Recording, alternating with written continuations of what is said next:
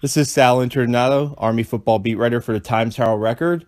This is Talking Army Football, a new podcast with my co-host Tony Coaxum. He played cornerback for Army in the late 90s and graduated from West Point in 2000. Also was an Army assistant coach for 7 years. And Tony, welcome. This should be a pretty fun time. Hey, yeah, I'm glad to be here. I always love talking Army football, and I'm excited to work with you on this. Yeah, we can really give our listeners some insight on what goes through the mind of players and coaches on this podcast, and also just your experiences as a football player and coach in the program. First off, great win for Army on Saturday, 28-27. Comes down to really a 2-point conversion from Eastern Michigan, and James Gibson makes an incredible play. I was talking to Jay Bateman about James Gibson after practice yesterday, just how versatile of a guy he is. In one game against Tulane, he played 5 different positions for Army on defense, and how smart he is. And Tony, just walk us through that play. You've coached defensive backs. What is he seeing on that play, and then his reaction? Just seeing the kid. He's a big kid. I've always been impressed with him physically. Being I think he's like 6'2", 220 pounds. I mean, that's a big safety. And, have the versatility to do a lot of different things. But when I was a player, he did a great job. I don't recall them running that play the entire game. And, he just did a great job of trusting his eyes and adjusting to what he saw. And then they coming up and being really aggressive and attacking the ball carrier. And, the running back did a great job of trying to, adjust and get over him, but he was able to, get enough of them to get him flipped and get his momentum going. So I'm sure there was some type of, they showed that play at some point during the season, and that's great film study to be ready for all that, but it's just discipline in his eyes and then trusting what he saw, reading fast with his eyes and then reacting. Reading slow with his eyes, and then once he got the read, attacking it and just making a great play to up in the ball carrier, and luckily he hit him at the right spot to where his elbow and the ball came down, on the 1-inch line, I think it was. Yeah, that was just a great play by that young man. That was the last time I remember a game like that was maybe the Miracle at Mikey with Kevin Dunn throwing that late Hail Mary to force overtime against Tulane. But you're going way back into Stan Brock years there, and just an incredible the stadium. I haven't heard it that loud in a long time, and now this week against Temple is another challenge for Army, because Temple's going to bring the same passing game, a similar passing game. They like to throw the ball more than they like to run. But you look at the Eastern Michigan game. Eastern Michigan was effectively able to run the football against Army, and they came in as the nation's ranked 129th in rushing against Army's defense. Just what did you see out of the defense, Tony, in the game against Eastern Michigan? It was not a bend don't break, but it was just I guess when they need to make plays like Gibson, they were able to make plays and kind of force Eastern Michigan's hand a couple times, right? It was funny you brought up the Miracle at Mikey. I was coaching in that game, and like I said, I remember that game vividly, and that was just a great example. Just guys continue to fight and find ways to pull a game out. But relating to the Eastern Michigan game again, I think they did a great job of doing what they do and drawing the ball and finding the matchups on the edge. And they are obviously, the quarterback did a great job of putting the balls where they needed to be, and then being a former defensive back and also defensive back coach, what I always used to tell my guys is, I love playing the position. I love the challenge of, hey, it's one-on-one, and especially when playing man-to-man and having to, really match up a guy against you. But the tough part about playing the position is, even if you do things right, you can be perfect in your technique, your alignment, and all those situations. But if the quarterback puts the ball where he's supposed to put it in the timing he's supposed to, sometimes your best outcome is making the tackle. And that can really get into your head if you're not really, in the right mindset to know that, hey, you can do everything right, but if they execute 9 times out of 10, the best case scenario is that you're just going to tackle them. So, but the guys kept battling, and they made some plays late, and even at the end, when they made the touchdown pass to make the play, I believe Reynolds was the guy that got beat on the fade. They come back and try the 2-point play, and the one that they called the timeout on, he makes a great play, he battles, and knocks that ball out. So, I mean, that's just what it comes down to. You got to be able to, at that position, you're going to get beat. Even the greatest in the world, Deion Sanders gets beat, got beat in his career sometimes, wasn't as many times, but it still happened to him. But you got to be able to move on to the next play and play. You know what I mean? Forget it, whether you made an interception and got a pick six or you gave up a touchdown. You got to come back the next play with the mind that, hey, I got to execute my assignment and get this guy's done. And that's what they did. They made, like I said, they made just enough plays, and against a good quarterback, some good receivers, and like I said, that's a great thing to see. A kid, he gets beat for a touchdown, but he comes back literally the next play and makes a great play, a break on the ball to knock a ball away that we thought won the game, and obviously the coach called timeout before it, and then we had to come up, and then that led to Gibson's play. So that was great to see, and that's the type, that's the battle and the fight that you love to see in our guys that will obviously take them well beyond their playing days. Yeah, you look at the defense. Last year they were ranked fourth in the country in total yards allowed, and you look at the cornerback position. They've kind of recycled guys or just reshuffled guys in there, and Jalen Sharp was a starter. He tore his ACL. They were playing Cam Jones a little bit at corner, and then once Jalen McClinton got healthy after a foot injury, they moved Jalen from safety to corner. Jalen started 5 games there last year. They didn't have Marcus Hyatt this year because of an illness in the offseason. Elijah Riley hasn't been eligible this season. He's a starter. So I think like what you're talking about with Mike Reynolds, I mean, this is a guy who left the team and didn't even practice in the spring and came back to the team because he missed football. And you can see, like you say, you can see the passion in him. And Coach Monken even said, hey, he's made some mistakes, but he has that ability to bounce back. And that's a good sign heading into this Temple game, because this Temple game is there's a lot on the line. I mean, the coaches, talking to the coaches and players, they're just focusing on staying undefeated at Mikey.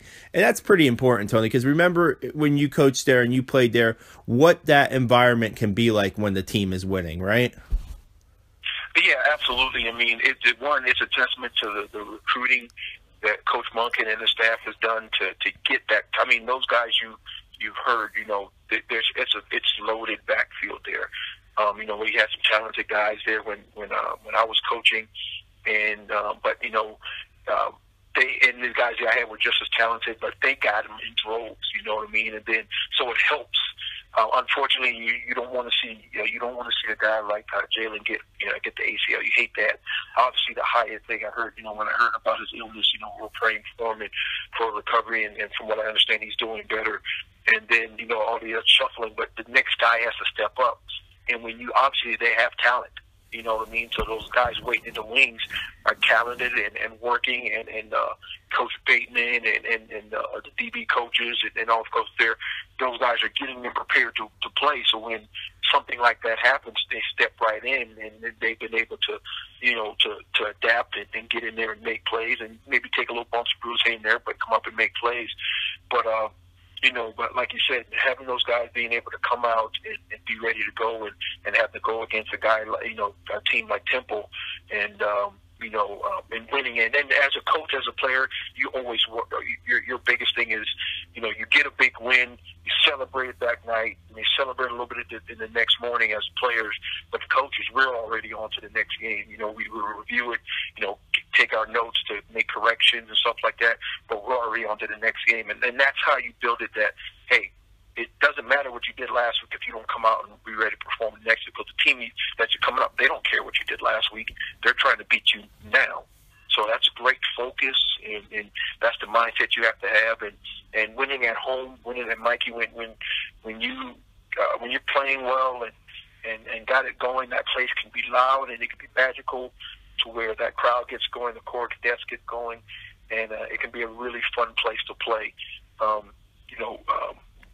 riding the wave that they're riding right now, to where, you know, they're undefeated right now, still going. And I know my freshman year, you know, it was the 10-2 season, and you know, we won every game at home, and each week it got louder and louder and louder as we continue to win. So I've been in that arena and seen what it's like, and obviously it's a beautiful and historic venue, but it can get really rowdy. You know, when the crowd's behind you and expecting a victory and pulling for you. So they have the perfect mindset of, hey, you know, this next one's up. We got Temple coming up. It's all about winning this game.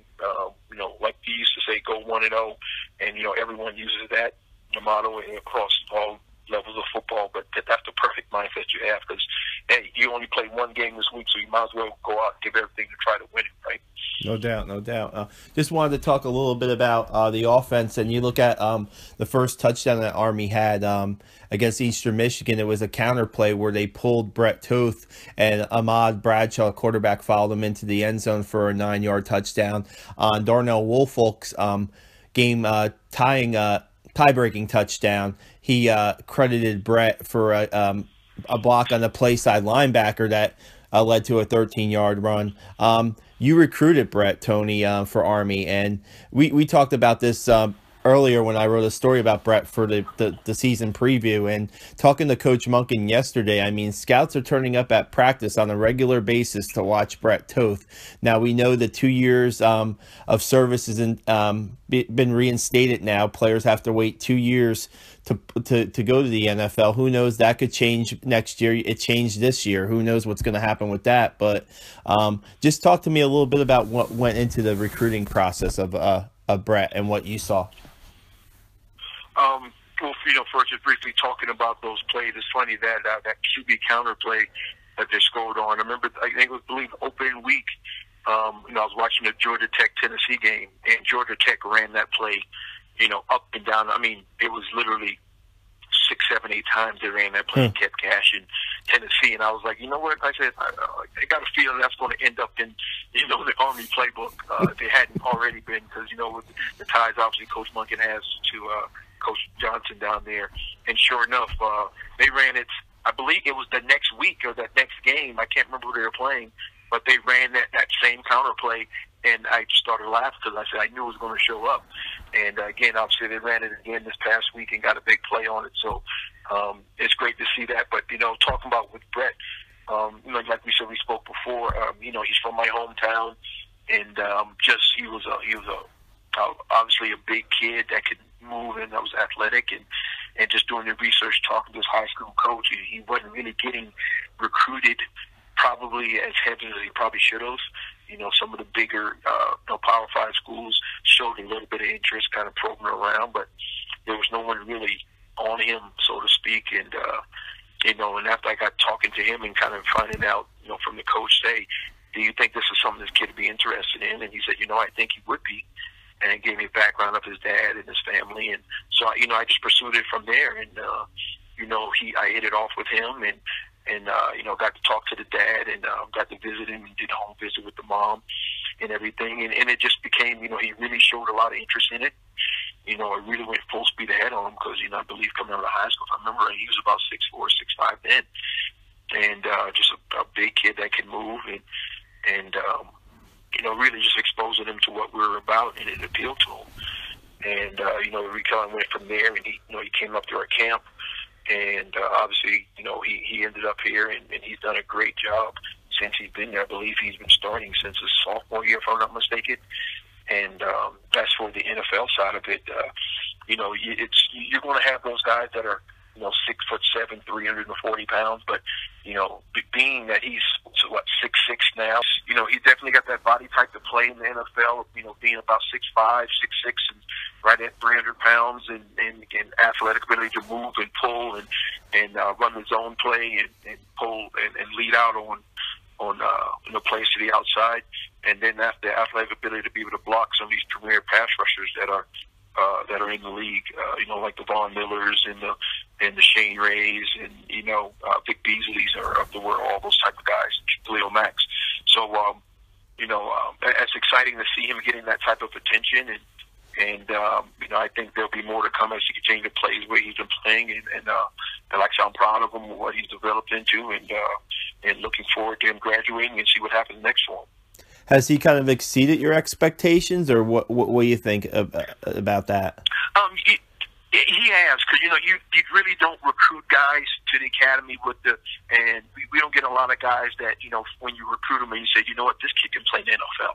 You know what I mean? Even at the size, you see the size, but you just never really know how they're going to develop, but how they're going to react to the environment physically, because it can take a toll on you. So anytime you get an academy kid, and he's getting serious looks by the NFL, it's somewhat of a exceeding expectation, because it's rare for just as in general. You don't get the thousands of college football players you have, and there's 250 some odd guys that are picked every year, and then another few that are undrafted agents that get picked up. So it does exceed it a little bit, just because of how special and how rare it is to have that type of talent that NFL teams are truly looking at, especially at the academy at a position of an O-line. So I'm very excited for him, very proud of him, and like I said, excited to see how things pan out for him over the next rest of this year and the next couple of years coming up. Yeah, a lot of people like to compare him to Ali Villanueva. What do you think about that? I mean, Ali is just another freak in his entire, in a whole nother sense of, being so much bigger. Ali played 3 positions for us during his time at Army, from D-line to O-line to wide receiver as a senior year, at 6'9" or 10, whatever he is. And now he's 340 pounds and start left tackle for the Steelers and have one of the best O-lines in the league, and just got a well-deserved contract extension, a long-term deal. So it's different just because of Ali is the prototypical kind of old school tight end lineman in the size, but he's a very agile guy as well. But the fact of you can draw the comparisons, simply both being academy guys and having serious looks at the NFL. But yeah, Ali is just a whole nother specimen in his own right, because he's just so much bigger than Brett is. He's legitimately a 6'9" guy. You know what I mean? Yeah. So, but yeah, I'm just as proud of Ali as well, and we keep in contact and as we can throughout the season, and like I said, I hope things work out, and I hope we get a chance to have another Army player and another offensive lineman in the league in the very near future. Yeah, I was talking to Brett Toth during the preseason. He was telling me he was getting close to 6'7", and he was joking around about stop and growing, because I guess when you go to the military side of it, you won't want to be too big to complete the training and stuff like that. Yeah, he gets taller, and then you kind of start hindering the things you can possibly do. You know what I mean? You get too big. If he had, I don't know if he had aspirations of being a pilot, that starts to come, getting hindered. If you get too big, you can't fit to the cockpit. So yeah. But again, I'm excited for him, and I'm planning on I'm going to the Air Force game out here in a couple of weeks. Colorado Springs is only about an hour away from me. So I'm excited to see the guys in person there, and hopefully I'll get to go to Army Navy as well. We'll talk about that Air Force game on a later podcast, but God, that's the game on the schedule, Tony. You can't look past Temple this week. No doubt Temple is an athletic team that Coach Monken said can embarrass Army if Army doesn't play to its best ability. But that Air Force game is going to be huge for them in the program, and we'll look forward to talking about that maybe on the next podcast here with you. Good start to this little venture that we're on. I appreciate your time. Hey, I really appreciate it. Yeah, I'm looking forward to watching the game this weekend, and once Air Force Week rolls around, I'll get my juices going, like I always did as a coach, as a player, and I'm in enemy territory here, so I'll have my dukes up, and I'll start some proverbial, not real fights, but I'll be ready to throw some blows with the guys all week leading up to the game.